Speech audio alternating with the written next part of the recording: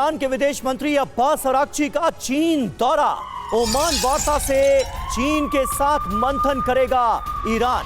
America के साथ nuclear deal से पहले चीन से बात की जा रही है। चीन को अब तक की वार्ता की जानकारी देगा ईरान। रोम वार्ता से पहले पुतिन से मिले थे अराक्ची।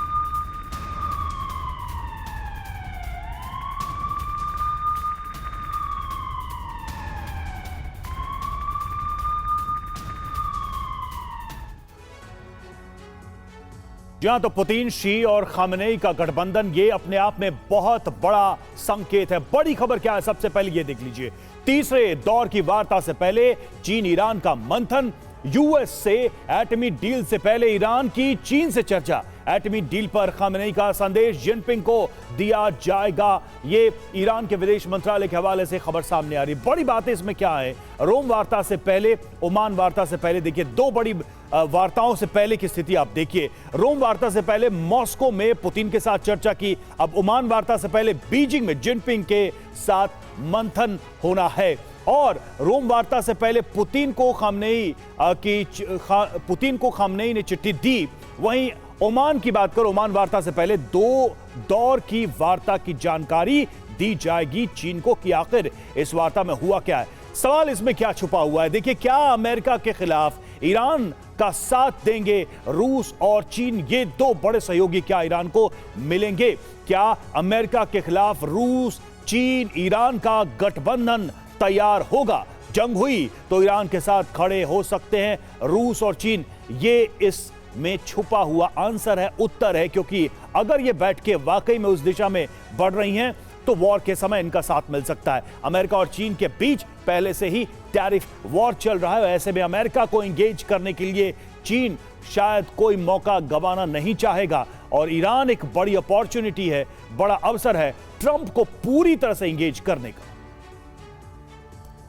तो देखिए ये बड़ा अहम डेवलपमेंट है। और क्या वाकई ईरान को मॉस्को और बीजिंग का कवच मिलने जा रहा है? जिस तरह से तेजी से हालात बदल रहे हैं उससे महायुद्ध का खतरा बढ़ रहा है।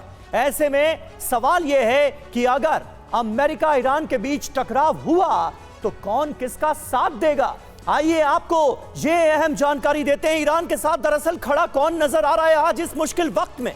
एक तरफ ईरान के साथ रूस, चीन, नॉर्थ कोरिया, सीरिया, लेबनान, और लेबनान की बात करें तो हिजबुल्लाह, हालांकि इसकी कमर तोड़कर रख दी है इजराइल ने ताजा हमलों में। इसके अलावा यमन से हूती का सपोर्ट है और वेनेजुएला जैसे देश भी उसके सपोर्ट में हैं, समर्थन में हैं।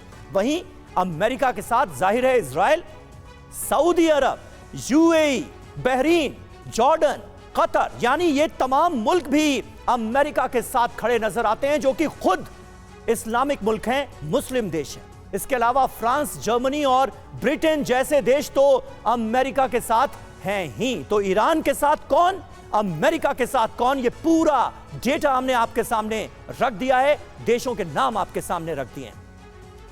हमारे साथ इस वक्त तमाम खास मेहमान मौजूद हैं। मनीष झा हमारे सहयोगी हमारे साथ जुड़े हुए हैं, सुमित चौधरी भी हमारे साथ मौजूद हैं, मेजर जनरल ब्रिजेश कुमार हमारे साथ मौजूद हैं, प्रोफेसर संजय भारद्वाज विदेश मामलों के जानकार हमारे साथ जुड़ चुके हैं, सुशील कुमार सिंघल हमारे साथ मौजूद हैं, पूर्व राजदूत हैं, और विनय शुक्ला वरिष्ठ पत्रकार हैं, मॉस्को से हमारे साथ लाइव मौजूद हैं। मनीष, पहला सवाल आपसे, इस वक्त ईरान पर हमले का बहुत रियल खतरा मंडरा रहा है, अगर यह कहा जाए तो गलत नहीं होगा। क्या आपको लग रहा है कि ऐसे मुश्किल वक्त में मॉस्को और बीजिंग का साथ पुरजोर तरीके से खामेनेई को हासिल हो सकता है? देखिए, बिल्कुल सही कहा आपने। ईरान को इस बात का यकीन है कि अमेरिका के साथ हो रही बातचीत सफल नहीं होगी और ऐसी हालत में ईरान के खिलाफ सैन्य उपाय किए जाएंगे, यानी कि अटैक होगा।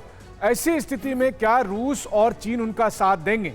देखिए, ये बात सच है कि रूस को जब जरूरत थी उस समय ईरान ने मदद की। रूस यूक्रेन युद्ध में ईरान के ड्रोन काम आए। वहीं दूसरी तरफ आप देखिए तो लगातार बातचीत को लेकर रूस और चीन को अपडेट कर रहा है ईरान। लेकिन इसके बाद भी सवाल यह है कि जब लड़ाई शुरू होगी तो रूस और चीन की भूमिका क्या होगी? क्या केवल बयानबाजी भर से काम चलेगा? क्योंकि जब लड़ाई शुरू होगी तो आपको एयर डिफेंस सिस्टम देने होंगे, आपको मिसाइल देने होंगे, या फिर जिस तरीके से जब इजराइल पर अटैक होता है उस वक्त अमेरिका समेत 7 मुल्क ईरान के मिसाइल से अपने एयर डिफेंस के जरिए इजराइल की मदद करते हैं। क्या रूस ऐसा करेगा? क्योंकि ईरान को यह भी डर है कि उन्होंने देखा कि सीरिया में क्या हुआ, सीरिया में रूस के बेस मौजूद थे, इसके बावजूद रूस प्रेसिडेंट असद की सत्ता को नहीं बचा पाए। तो ईरान की वो कितनी मदद करेंगे ये देखने वाली बात होगी। लेकिन फिलहाल ईरान की कोशिश है दुनिया को और अमेरिका को ये दिखाने के लिए कि उसके अगल बगल में रूस और चीन है, लेकिन ये कितना इफेक्टिव होगा ये वाकई में सबसे बड़ा सवाल होगा। बहुत बड़ा सवाल है ये। और वाकई में क्या चीन और रूस खुलकर अमेरिका के विरोध में ईरान के साथ मैदान में उतरना चाहेंगे, तब जबकि एक वैश्विक आर्थिक दबाव हर देश पर मौजूद है।